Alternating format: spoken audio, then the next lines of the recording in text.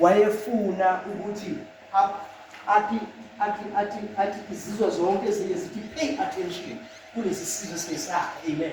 Because lesi sizwe uNkulunkulu sidala nje ufuna sikhazimulise yena, ufuna simenze njani bazalwane? Simkhazimulise. Amen. Because isizathu ngani so phila emhlabeni makuthuphilana uNkulunkulu uyafika is to glorify God and enjoy Him forever. Amen. But is to glorify God. Amen. Hallelujah. Is to glorify God and enjoy Him forever. Amen. Zakuqala kufanele sazi ukuthi kufanele ukuthi umdumise uNkulunkulu. Ifuthi iBhayibheli like lasho ukuthi uma ngabe umuntu engamdumisi uNkulunkulu kwenzakalani? Amen. Leyo itholakala encwadini yabaseRoma. Yes, yabaseRoma chapter 1 verse 18.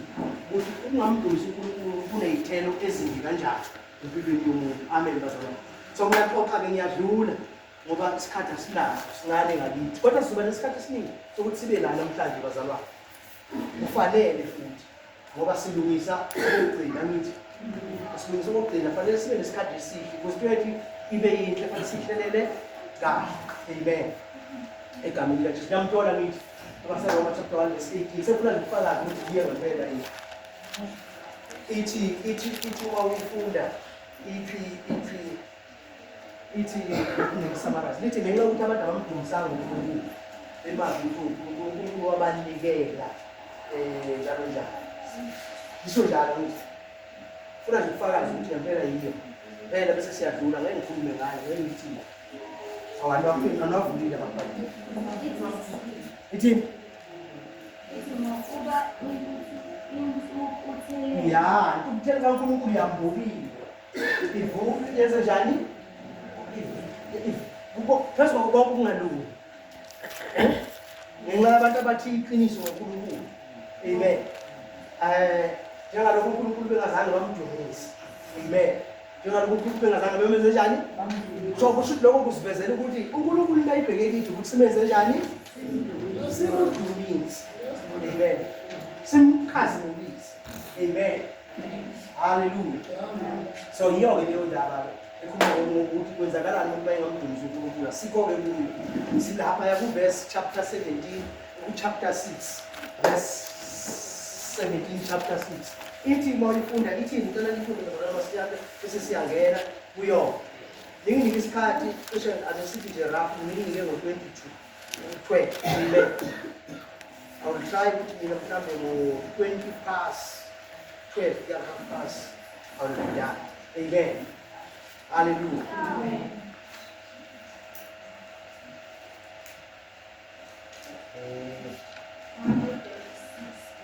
Sifundile la last week.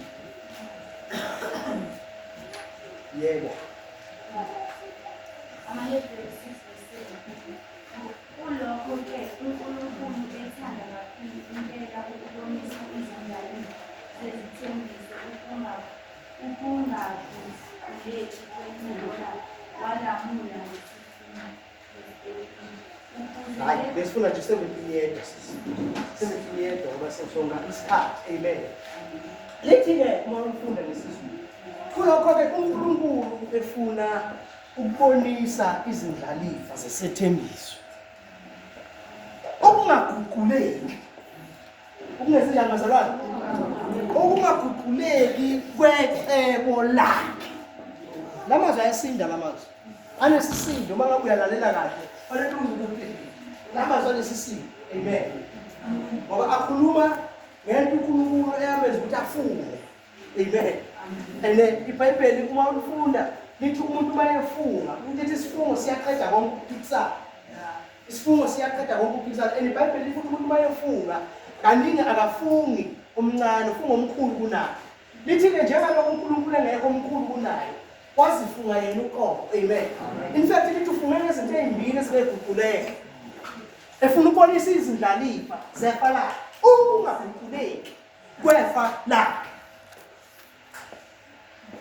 Hayi baba, ungaguquleki kwecebo lakhe. Akusidalalele. Wenza ukuphikisa. Mari ngobe lalela. Fanele phela nithi hayi noma nicorrect. Hawu. kusho ukuthi anilalele attentive. Amen. Hallelujah. Anilalele. So lokho ningalalele nje bazalwane nokuphuthelwa izinto eziyonenza izinto ezinkulu nokuphuthelwa ukuthi nibe yigugu uNkulunkulu ngoba le nto le njengoba ishibeka kanje athi uNkulunkulu uzowafuna uzowafuna uNkulunkulu efuna ukubonakalisa ufungiswa ukuthi ufuna ukubonakalisa izindlalifa zefa lakhe ukungaguquleki kweqhebo lakhe. Kusho ukuthi in other words God has got a purpose. Amen bazalwane. But that purpose uNkulunkulu ufuna ukuthi yaziwe lelo cebo laziwe izindlalifa zefa lakhe. Ngoba izindlalifa zefa lakhe na izindlalifa zefa lakhe abantwana bakhe ibandla. Amen bazalwane. Hallelujah. uNkulunkulu wathi uNkulunkulu efuna ukuthi icebo lakhe laziwe yithi na. Amen. Ingoba yithi kufanele si execute. Akekho umuntu oliphumelele.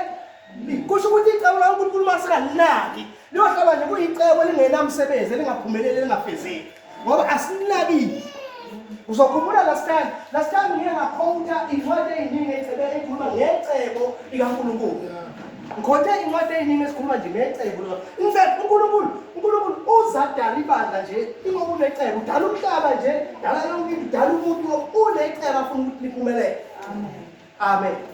Unecebo uma ngabe siyakholwa bazalwane sithi thanda uNkulunkulu, siyamthanda uNkulunkulu, ukukholwa kwethu uma ngabe sinazi uNkulunkulu necebo ngathi kufanele silifezakalise, sikholelwa ize.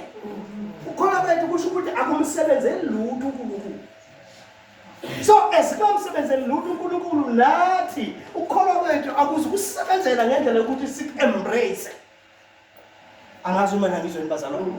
Ngoba uzo-embrace ngoba ukholwe wakholela icebo likaNkulunkulu. Ebese ngoba icebo likaNkulunkulu liyacebisa, liyaphumelelisa, liyaphilisa, linako konke.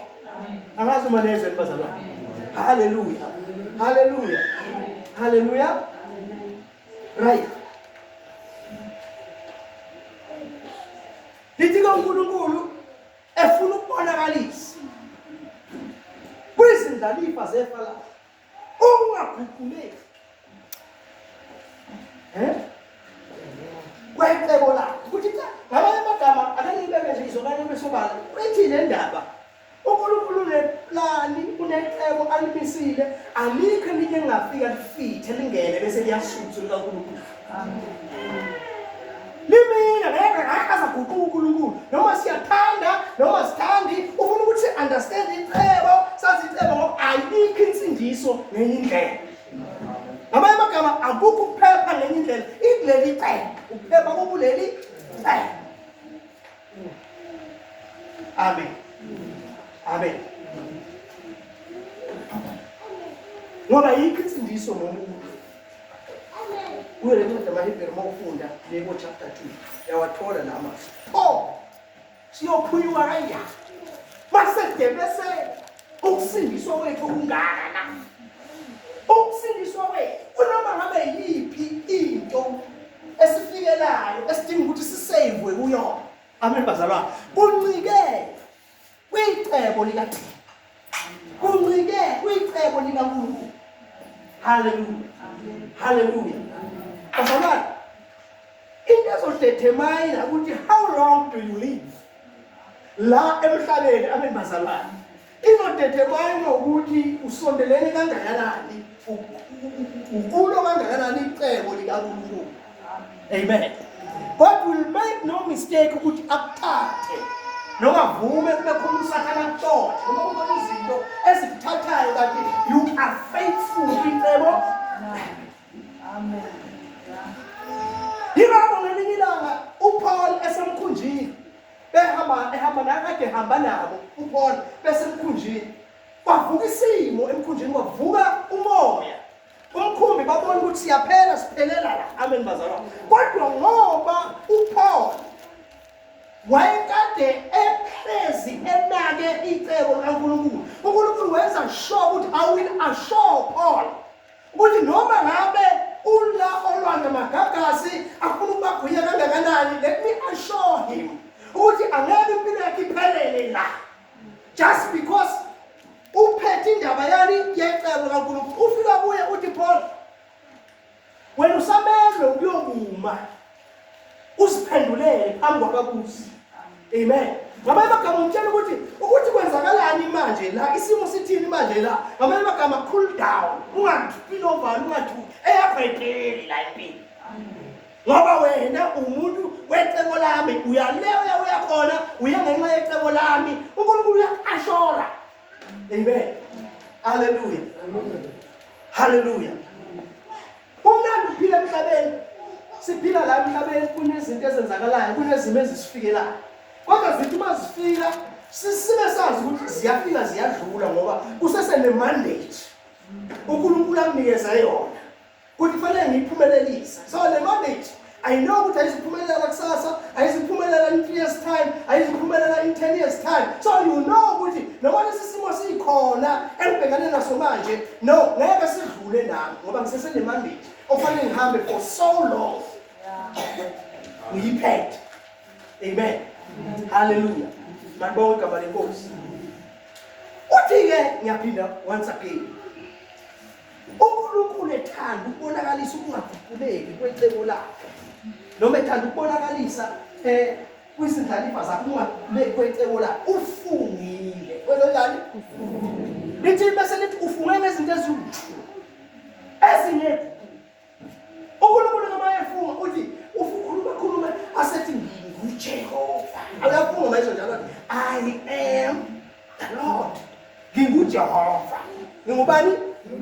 Wathi nginguJehova usho ukuthi themba, kholwa, bambelela mana abangaphasi. Kuthi noma ngishola mina Jehova angiwaqamba manga. Njengoba ngisho lento le nginguJehova. Usho uJehova akakwazi ukuqamba manga. Bathi nginguJehova efunga, so ufunga igama lakhe, ufunga yena. Aphinda afunge izwi lakhe. Uma ekhulumile ubambelele kulo, noma ngabe isimo sinjani ubambelele ezwini likaJehova. uNkulunkulu ngenxa yezwi lakhe afunga ngalo, he will save you. Noma bese kusela umndonda nje ukuthi uphefumule naye bese uyadlula emhlabeni. Kodwa athi ngenxa yokuthi ukulesi simo but still holding on. Ezwini lakhe. Still holding on. Ngizobonakala ngumqambi manga mangingami naye manje. That's why Bible lithi power uNkulunkulu engakithi. Who can be against us? Amen. Ubani ongamelana nathi? Now bazalwane, I want to put it simple. Emhlabeni bathi abantu azange zolungisa umhlaba emhlabeni. Basebeyithethelele. Azange zolungisa umhlaba. Noma bengaka nje, noma bengaka umhlaba wonakele kakhulu uthini. Noma ngabantu bangathi yonke into esiyenzayo it's like a drop in the ocean. Hallelujah. It's like a drop in the ocean. Akwenzi mahluko lezo bazalwane. Akwenzi mahluko. Olwakhe ufana ne-drop nje kwi-ocean. Yonke into esiyenzayo. But uNkulunkulu uthi icebo lakhe leli. Icebo lakhe leli eneliguqulo. Amen. Icebo lakhe eneliguqulo leli. Lebandla. Lani bazalwane? Lebandla. Icebo lakhe eneliguqulo. That's why kufanele sifinyelele la khona singamakholwa si-understanda kahle indaba yebandla. Indaba yebandla bazalwane akusindaba nje yokuthi siyo-enjoya. Akusindaba nje yokuthi bazalwane ebandleni nami phela kuze emngcwabeni wami. Kodwa kuze emngcwabeni wami akusindaba yokuthi mhlawumbe ngiya nje sonke just ukuthi ngicebe. Amen. Uceba kuyalandela lezo bazalwane. Izinto lezi ezikulandelayo ngenxa yokuhlala kwakhe endlini kaJehova. Good and mercy will follow you. Uthi inkinga yethu thina sifuna ukulandela izinto singalandeli icebo likaNkulunkulu. Amen. Amen. In other words ke ngithi kufuneka kulesi sikhathi siphila kuso, lesikhathi sanamhlanje kufuneka abantu aba-understandayo ibandla, aba-understandayo imandate yebandla, aba-understandayo ukuthi impendulo noma ngabe yini ayizubabikho until ibandla lifinyelele la ibandla linokuqonda konke okuphelele nokwethemba okuphelele nokwazi ukuthi uNkulunkulu ulethembile. uNkulunkulu njani? Ulethembile. Yilo kuphela alethembile. Amen. Hallelujah.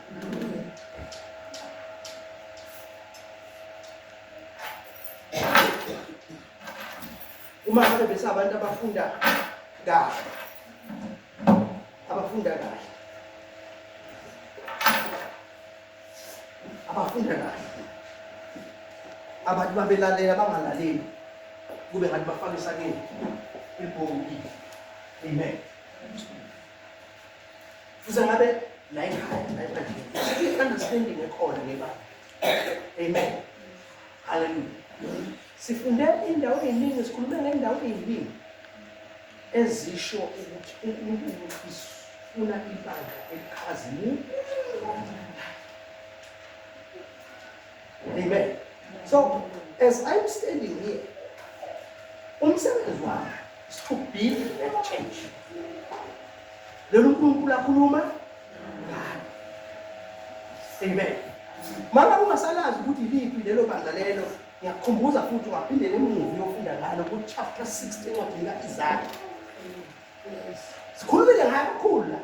But ngoba sikhulumela ukukhohlwa, asikhulumeli ukuthi sithathe mase sazi bese si move towards lento esiyaziyo. Amen. Lelo bandla sifundile ngalo kakhulu ukuthi ulobe likhazimula kanjani. Mhlawumbe ngenzeka kungabi u60 kodwa kube u61. Kodwa lithi vuka ukhaya. Lithi vuka njani ukhaya? Vuka ukhaya.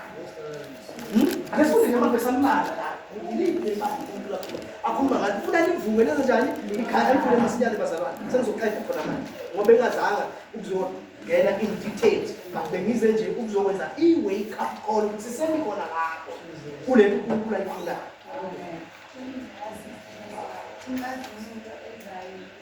Yes. Vuka ukhanye ngokuba ukukhanya kwakho kuyeza. Inkazimulo kaJehova iphumela phezu kwakho. Lakhuluma ngebandla ukuthi vuka ukhanye ngoba inkazimulo kaJehova injani? Yes, iphumela phezu kwakho. Phezu kwakho. Amen. Uzokubona uzokhumbula ukuthi masikhulume ngencwadi kaIsaya, sathi incwadi kaIsaya itself is a Bible. IBhayibheli eliphelele, amen bazalwane.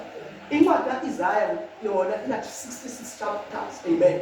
IBhayibheli ina 66 books. Amen bazalwane. So incwadi kaIsaya izonke izinto ezenzeka lapha la kwi-New Testament. Amen bazalwane.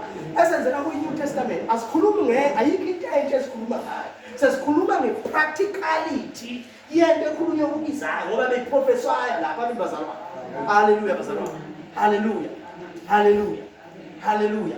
Hallelujah. So ke kubeka kancane. Ngokuba bheka ubumnyama buyasibekela umhlaba. Ngokuba bheka ubumnyama benze njani? Yabona ukuthi uNkulunkulu uthini? Uthi ibandla likhaya. Ngoba inkazimulo yalo iyeza. And seyifikile bazalwane bakhuluma ngoJesu lapho ukuthi mayefika uJesu selifundisekile ibandla. Kuzovela lokweliyiko. Amen bazalwane. Njengoba uyithola lapha ya kwabaseRoma chapter 8 lapho ithi khona izinhlupheko zesikhathi samanje asinakulinganiswa nenkazimulo eyakwambulwa. Ngithi neza bazalwane eyakwambulwa bani? Ngithi indaba la it's about glorifying God. But ayikho into engakhazimulisa uNkulunkulu ngaphandle kwebandla. Amen bazalwane.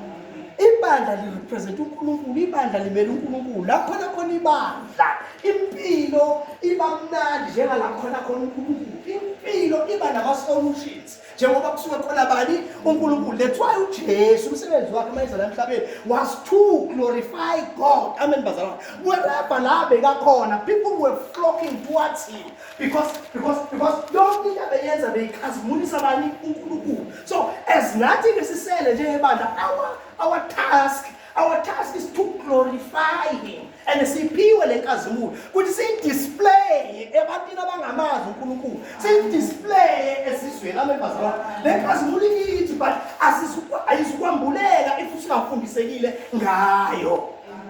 Amen. Ayisukwambuleka singafundisekile ngayo. And there is no other hope. Ibandla ithemba likuphi? Lisebandleni kuphela. Funde futhi verse 17. This is smooth. chapter mayibheke manje chapter 6 verse 17 anofunde ngolunye ulimi this time kube khona isixhosa noma isindebele funda sise ngiphe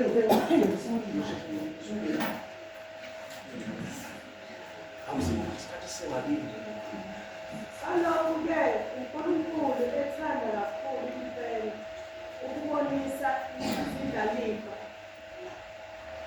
izindlalifa zesithembiso okungaguquleki kwecebo lakhe walamula ngesikhulu. Amen. Ayikho uNkulunkulu ngakaguquki. uNkulunkulu akaguquki. Abona uyimisile indaba yebandla, uyimisile indaba yensindiso, angeka babebehle nje abantu bayaguquka.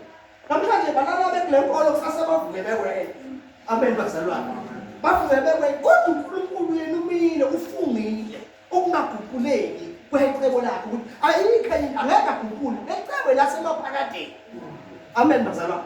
Lecebo ela from eternity to eternity. Elasemaphakadeni kuya emaphakadeni lona ikhathi nekhathi uNkulunkulu lona limisile liyobusa ngisho uJesu sebuya ezohlala la emhlabeni asizobusa kanye naye yobe busa leli cebo leli uNkulunkulu alenze njani alimisile. Amen. Leli cebo uNkulunkulu alimisile. Ake ngifundelele lana iBhayibheli.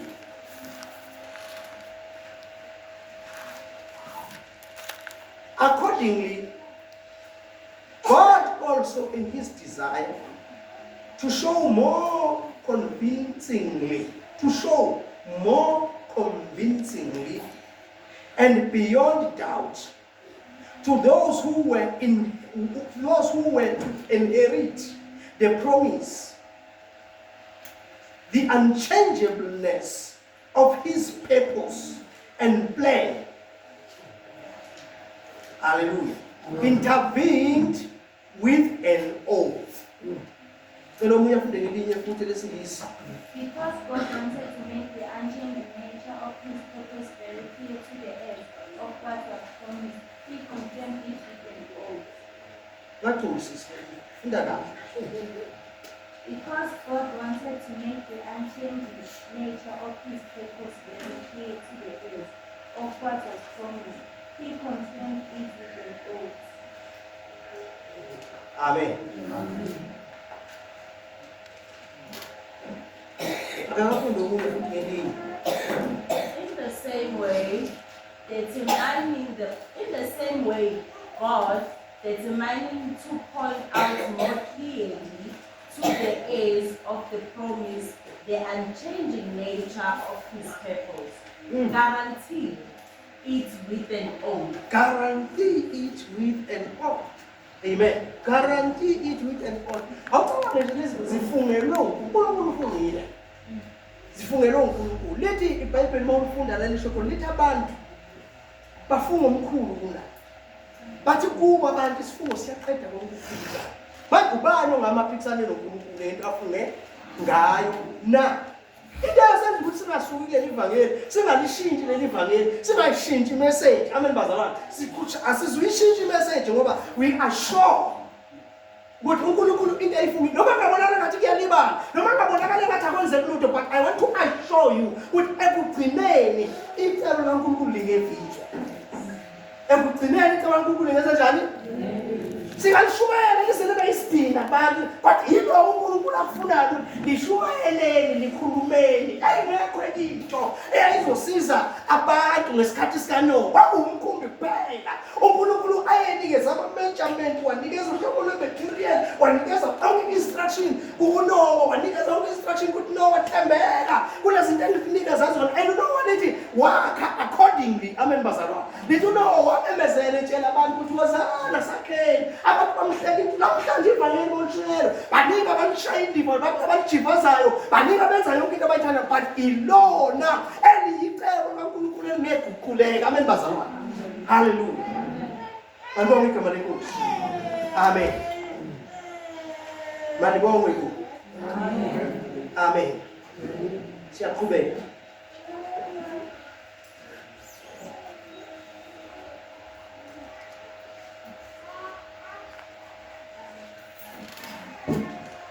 Ngizwakala.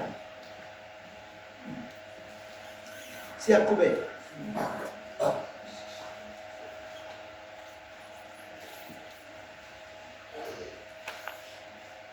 Ku-18 uthi ukuze ngazinto ezimbili ezingekuvuleke okungelula ukuba uNkulunkulu angaqamba amanga ngazo. Thina esigijimile ukuyobamba ithemba, amen bazalwane. Ukuyobamba ithemba esilimiselweyo sifumene ukuguguzeleka, amen bazalwane. Haleluya. Ngamanye amagama kufanele ukuthi sazi ukuthi lento nathi lona themba kuphela esingabambelela kulo, amen bazalwane. So uma kufanele ukuthi befanele ukuthi bakhulume kanje, kushiwo kanje, guguzeleka. Yenza njani? Guguzeleka. Why sikhuluma ngale ndlela? Sikhuluma ngale ndlela ngoba sibuka isikhathi esiphila kuso namhlanje ukuthi kwenzakalani ngevangeli, kwenzakalani ngale ndlela. Kulesi sikhathi kufuneka abantu abazoma babe strong. iBhayibheli lithi kwenye indawo siveze uthembekile uyisebenzi esingamnamahloni, amen bazalwane, esiqondisa kahle izwi leqiniso, esiqondisa kahle ini sabile labanye bahamba bashintshe ekugcineni izwi leqiniso, baliqala balijivaza basho futhi kuthi ngemidlalele. Unfortunately kuthi kumele ngizomdlalela ivideo nizwe ukuthi abantu bathini ngevangeli, abantu shumayeli phambili. Kufuneka abantu abazoma-ke bakhulume kuqala ukuthi no, noma abantu bangashintsha uNkulunkulu ufungile yena kodwa ngeke enze njani? Akashintshe. Amen. Alikho elinye ithemba yilo leli kuphela levangeli. Amen. But leli themba liza ngebandla. Amen. Hallelujah. Malibonke igama lenkosi. Bese lithi leli themba sinalo. Sinjani bazalwane? Leli themba sinalo linjengehange lomphefumulo. Linjengani bazalwane? Njengehange. It's like an anchor. Amen. Linjengehange lomphefumulo. What is an anchor? Yini ihange na? Ihange basho izinto ukuthi imkhumbi lapha ya imiswa. Kunamazinto ezifakwayo ama-anchor ayibambayo imkhumbi ukuthi noma kuqhamuka umoya uyali. Umkhumbi ungahambi nemoya. Noma kuqhamuka umoya uyali, umkhumbi ube stable. Uhlala stable, amen bazalwane. So leli themba kufanele sibe nalo njengehange lemphefumulo. Noma sekuqhamuka yiphi imfundiso, noma sekuqhamuka yiphi into elihlanakezela noma kanjani, noma sekuqhamuka abantu bama-miracles, benza ama-miracles, amen bazalwane. Because uSathane vele kunjalo ngoba abantu bafuneka bafunde ukuthi babambelela ezwini kaNkulunkulu more nama-miracles. Amen bazalwane. Ngoba ngisho nakuFaro baziveza uSathane ukuthi ukuze atshengise uNkulunkulu noma uFaro atshengise uMoses ukuthi naye unamandla. Amen bazalwane. Wathi uMoses mayelahla induku naye walahla induku. Induku yaphenduka la inyoni. Kodwa umehluko kwakuthi le kaMoses induku eyayikhuluma ibele represent ivangeli. Le kaMoses induku yayigwinya zonke ezinye induku. Amen bazalwane. Amen. So thina kufanele sibambelele ezwini kaNkulunkulu, sime nezwi kaNkulunkulu ligxile kithi libe ihange lempela. Uma ngabe izwi kaNkulunkulu lingagxile kuwe, lingasilithemba, amen bazalwane, lingasilithemba noma uJehova engagxile kuwe ukuthi abe yithemba, amen bazalwane.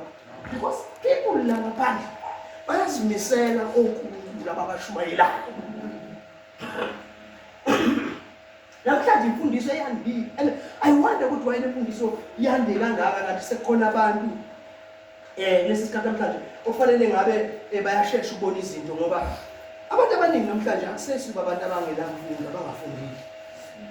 Majority of people namhlanje bafundile, abasarely, abasethembeki ekutshelweni istory. Amen. Uyakwazi ukuthi naye aziseshele, azifundele yena, amen bazalwane. Amen. But the more abantu befundile, the more abantu bekhohliseka. People abantu lesikhathi namhlanje they have been blinded emadlozini, bayafakwa. Njengoba nathi sishwele ama-social media, iy'nyanga nazo ziphumile zima-social media. Zimisa amadlozi, zimisa uNkulunkulu. Zithi uNkulunkulu engadevele sisiyele khona alisiyele ngoNkulunkulu weBhayibheli ulisiya ngoNkulunkulu wani weBhayibheli uNkulunkulu wayikhona iBhayibheli lingakabikho if wena awunalo lelithemba libe njengehambe lomphefumulo kuwe usuba yilulwane namhlanje ulapha ya kwaShembe kusasa ulapha ya ePostoli kusasa ulapha ya kusasa ulapha eMakhehleni kusasa ulapha ya because awunayo into eyiqiniso ome na thina njengebani in closing amen bazalwane in closing our job umsebenzi wethu ithi iBhayibheli lokhu kuhle kuyabongeka emehlweni kaNkulunkulu ukuthi abantu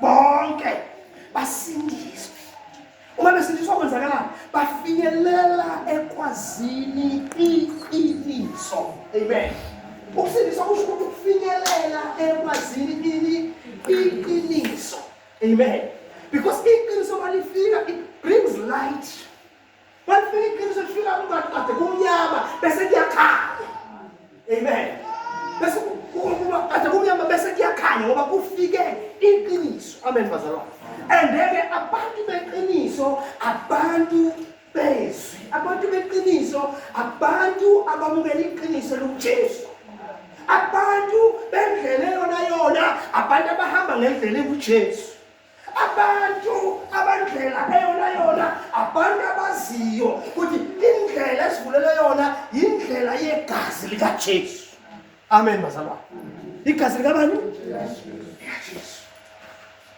amen ngibona ikhathi ziyashintsha nezinto ziyashintsha thina sikhulekile inkomo mina mangikhulu inkomo khulu beyithiwa ngo-100 ethiwa ngani 100 hayi ukuzwe engazwela ukuthi malini 100 nowadays inkomo wathola inkomo ka-12 imali yokugcina le encane wawufuneka 12,000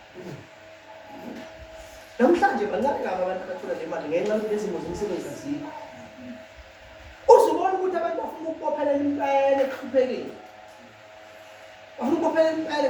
bafuna uthole leyo ngenawo amandla okuyi-afford uma bekufaka kulezi zinto khona yabona abantu bayathanda bathanda khona abantu abazothi beyithanda imisebenzi bangasakwazi kuyenza cost of living is too high noma bangaliphikisa ivangeli but izimo zohamba zibatshela ukuthi lilahle indlela uyiyona yona kuzoba omntaka bani kuphela abazobe besakwazi ngoba nini ngihamba ngokubheka abantu omntaka bani khona abantu abakholwa ngoba kukholwa ubani oyiprofesa endaweni ethile badukile abantu bewoprofesa bewodokotela kodwa badukile ngoba le nto ayidinga iprofesa levangeli ayidinga idokotela levangeli idinga nje umfundisi dinga bani yes you are a teacher of the word of God because if you don't have a professor you need the pastor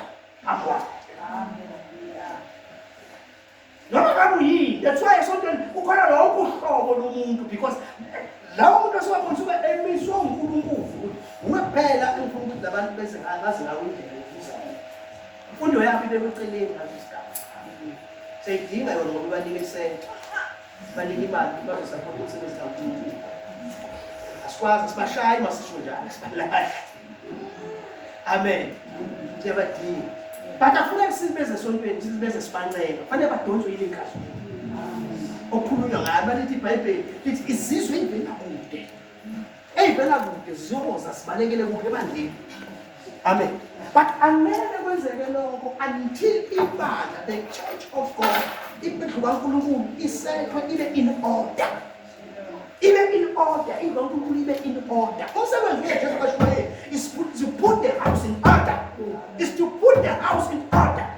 ngoba angeke ikhazimule ingekho kwi-order and ukuba khazimulwayo kusho ukuswela kusho ukuqhubeka kusho ukuba undinga sithebeni kwakho amen balibonga igama lenkosi amen hallelujah elukuma la angisidlanga isikhathi sibili let me first pray over to you.